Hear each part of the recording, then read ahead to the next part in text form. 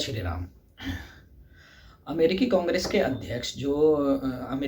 अध्यक्ष सैम पित्रोदा हैं, उन्होंने हाल ही फिलहाल में अपना एक वक्तव्य दिया जिसमें उन्होंने अमेरिका में के 6 राज्यों में लागू हुए इनहेरिटेंस टैक्स की पैरवी करी। उनका कहना ये भी था कि भारत में भी इस तरह का टैक्स लागू होना चाहिए। इससे क्या है कि जिनके पास जो कमी में हैं लोग या जिनके पास कुछ संपत्ति नहीं है, वो संपत्ति उन अमीरों से लेके उनमें बांट दी जाए। थोड़ा मुश्किल है, लेकिन ये भारत में लागू हो जाना चाहिए। इस चीज़ का खंडन कांग्रेस भी कर रही है कि हमने इसकी इनहेरिटेंस टैक्स की कोई हमने बात कहीं भी नहीं की है। लेकिन जब हम राहुल गांधी जी को सुनते हैं, उन्होंने अपनी कई स्पीच में ये बोला है कि जो लोग हम भारत में ये सर्वे करेंगे कि किसकी कितनी कमाई है, कितनी संपत्ति है, और उसके बाद हम क्रांतिकारी कदम उठाएंगे। ये तो उन्हें एक्सप्लेन करना पड़ेगा ना कि वो क्रांतिकारी कदम क्या है। अगर नहीं बताएंगे तो अपने आप, जैसा बीजेपी हमला कर रही है उनके बयान को कोई कह ले तोड़ मरोड़ के, चलो तोड़ ना मरोड़ना ये तो राजनीति में सब कर रहे हैं थोड़ी सी बात का, लेकिन वो एक्सप्लेन कैसे करेंगे वो क्रांतिकारी कदम कौन से हैं। भाई आज के टाइम में रॉबिन हुड की तरह ऐसा तो नहीं है ना कि अमीरों को लूट लिया और रात में जाके गड्डियां गरीबों के घर में फेंक दी। आजकल ऐसे तो नहीं होता। भले ही एक बार को इलेक्शन वगैरह के दौरान भले ही कैश वगैरह दिया जा सके, पर आजकल वैसे नहीं हो रही है। तो इसके खामियां क्या होंगी। राहुल गांधी को भी भारतीय व्यवस्था किस तरीके से काम कर रही है, यहाँ की ये जो सामाजिक व्यवस्था है कैसे काम कर रही है, कैसे नहीं करती है, इस चीज को सोच के भी तो अपनी स्पीच देनी चाहिए। ऐसा नहीं है ना कि उठा के बोलने लगे। अगर इनहेरिटेंस टैक्स अगर सीधे शब्दों में बोले, जो अमेरिका के 6 शहर Iowa, Kentucky, Maryland, Nebraska, New Jersey और पेंसिल्वेनिया में लागू है। आयोवा ने 2025 में इसे हटाने के लिए कह भी दिया है। यह कुछ और देशों में भी लगा था, रूस में भी लगा था, वैसे भी लगा था। इन देशों की व्यवस्था को नीचे जाने में समय नहीं लगा।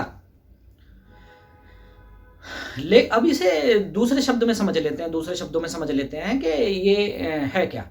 इसे मान लेते हैं कि वेल्थ डिस्ट्रीब्यूशन, कि आप अमीरों पर जो ज्यादा पैसा है उसे लेके आप गरीबों में बांट देंगे, वेल्थ डिस्ट्रीब्यूट ऐसे करेंगे।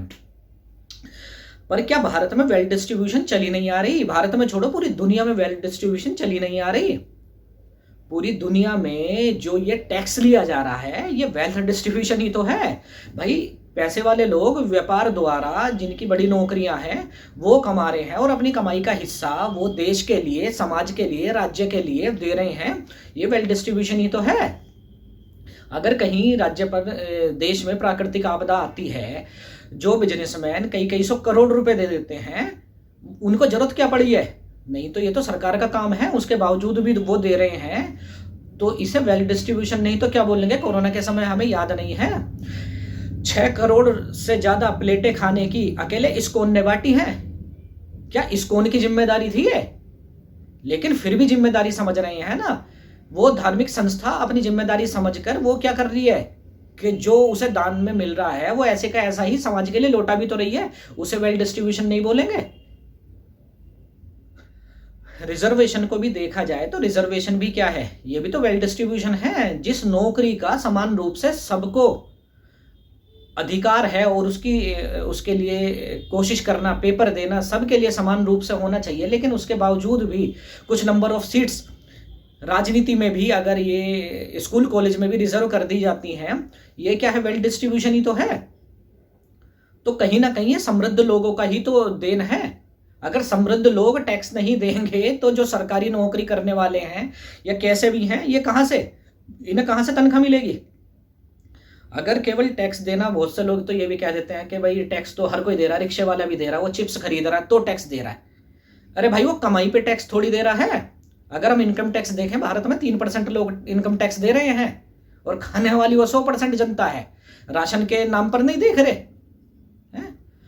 अगर वो टैक्स दे रहा है तो राशन जैसी व्यवस्थाएं बंद हो जानी चाहिए, सब हो जानी चाहिए। ये वेल्थ डिस्ट्रीब्यूशन ही है दूसरे शब्दों में।